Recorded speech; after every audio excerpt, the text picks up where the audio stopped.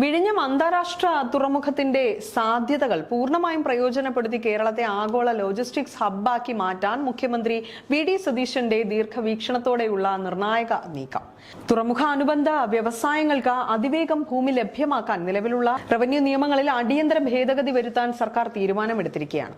വിജ്ഞാപനം മുതൽ ഭൂമി ഏറ്റെടുക്കൽ വരെയുള്ള നടപടിക്രമങ്ങൾക്ക് നിലവിൽ ചുരുങ്ങിയത് 15 മാസം എടുക്കുന്നത് ഒഴിവാക്കി 6 മാസത്തിനുള്ളിൽ നടപടികൾ പൂർത്തിയാക്കുകയാണ് ലക്ഷ്യം. ലോജിസ്റ്റിക്സ് പാർക്കുകൾ, കണ്ടെയ്നർ യാർഡുകൾ, വ്യാവസായിക സംരംഭങ്ങൾ എന്നിവയ്ക്ക് അടിയന്തരമായി ഭൂമി ലഭ്യമാക്കിയില്ല എങ്കിൽ വിഴിഞ്ഞം പദ്ധതിയുടെ യഥാർത്ഥ നേട്ടം സംസ്ഥാനത്തിന് നഷ്ടമാകുമെന്ന മുഖ്യമന്ത്രിയുടെ നിരീക്ഷണത്തെ തുടർന്നാണ് അടിയന്തര നിയമനിർമ്മാണത്തിന് വഴി തുറന്നിരിക്കുന്നത്. ഭൂമി ഏറ്റെടുക്കലിനും നിക്ഷേപകർക്ക് അത് പാട്ടത്തിന് കൈമാറുന്നതുമായി പ്രത്യേക ഏകജാലക സംവിധാനം നിലവിൽ വരികയും ചെയ്യും.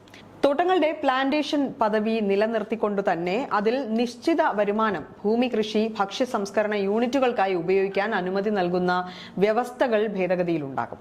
കൂടാതെ ഉപയോഗിക്കാതെ കിടക്കുന്ന സർക്കാർ അല്ലെങ്കിൽ പൊതുമേഖലാ ഭൂമിയും സ്വകാര്യ ഭൂമിയും സംയോജിപ്പിച്ച വിപുലമായ ലാൻഡ് ബാങ്ക് രൂപീകരിക്കും.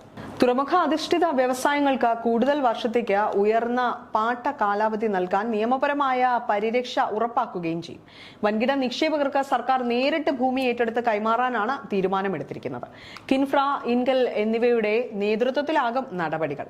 കേന്ദ്ര സ്ഥാപനങ്ങൾക്കായി 810 കോടി രൂപ ചെലവിൽ 230 ഏക്കർ ഭൂമി ഉടൻ ഏറ്റെടുത്ത് കൈമാറുകയും ചെയ്യും.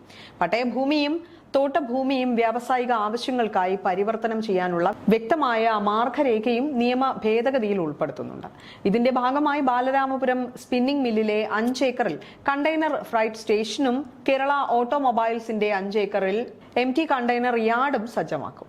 ഉച്ചക്കടയിലെ പവർലൂം സഹകരണ സൊസൈറ്റിയുടെ 14 ഏക്കർ ഭൂമി സംയോജിത ലോജിസ്റ്റിക്സ് ഹബിനായും ട്രാവൻകൂർ ടൈറ്റാനിയത്തിന്റെ 5 ഏക്കർ ഭൂമി കണ്ടെയ്നർ കോർപ്പറേഷന് മൾട്ടി മോഡൽ ലോജിസ്റ്റിക്സ് ഹബിനുമായി പാട്ടത്തിന് നൽകും. കാട്ടാക്കടയിൽ 125 ഏക്കർ ഉൾപ്പെടെ പ്രദേശത്ത് ആകെ 600 ഏക്കർ ഭൂമിയാണ് ആദ്യഘട്ടത്തിൽ ഏറ്റെടുക്കാൻ ലക്ഷ്യമിടുന്നത്.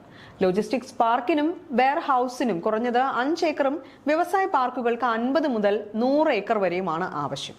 നിക്ഷേപകർ സ്വകാര്യമായി ഭൂമി കണ്ടെത്താൻ ശ്രമിക്കുമ്പോൾ സെന്റിന് 15 ലക്ഷം രൂപ വരെ ഉയരുന്നതും ഇടനിലക്കാരുടെ ചൂഷണവും വികസനത്തിന് തടസ്സമാകുന്നുണ്ടായിരുന്നു. ഈ സാഹചര്യത്തിലാണ് ലാൻഡ് ബാങ്ക് രൂപീകരിച്ച് സർക്കാരിന്റെ നേരിട്ടുള്ള ഇടപെടൽ ഉറപ്പാക്കുന്നത്.